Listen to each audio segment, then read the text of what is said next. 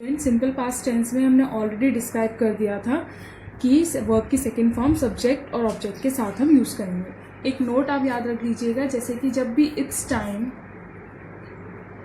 या फिर it's high time आता है, यूज़ होता है, और उसके बाद followed by subject means its time is followed by subject, then we have to use verb second form. For example, it's time you study is wrong. It's time you studied. Okay? क्योंकि it's time के बाद हमारे पास क्या आया, you is a subject. It's time you studied is a right sentence. वहीं अगर it's time के बाद हम सब्जेक्ट यूज नहीं कर रहे हैं, subject is not used after its time, then you always have to keep in mind कि हमारी कौन सी फॉर्म फॉलो होगी, वर्ब की first form, that is its time to study. Okay, and to is a first form. Okay, it's time to study. To study is a object altogether.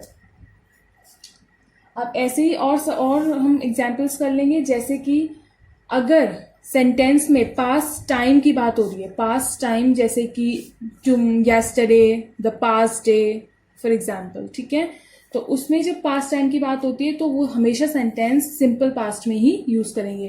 For example, I have come yesterday. I have come yesterday is a wrong sentence.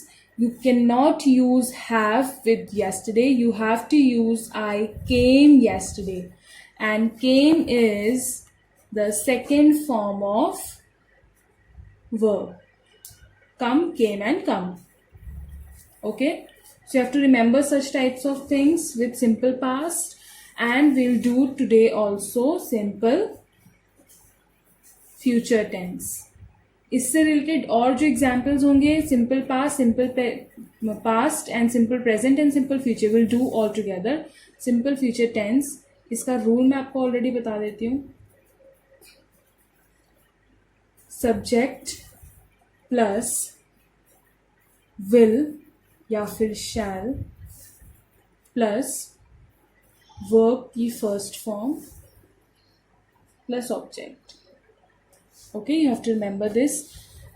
Subject again हम upper class, middle class या lower class में divide करेंगे, उससे कोई फर्क नहीं पड़ेगा, because simple future में वो मैटर नहीं करता. इसलिए सिंपल प्रेजेंट पे आपको खास तौर पे ध्यान देने की जरूरत है. यहाँ एग्जाम्पल में बता देती हूँ. For example, he will go to market. Okay, he is a subject. Will is used in simple future tense. Will हमें बता रहा है कि ये future का sentence है. Go is the verb first form, and to market is object. Okay, I hope you must have understood. Thank you.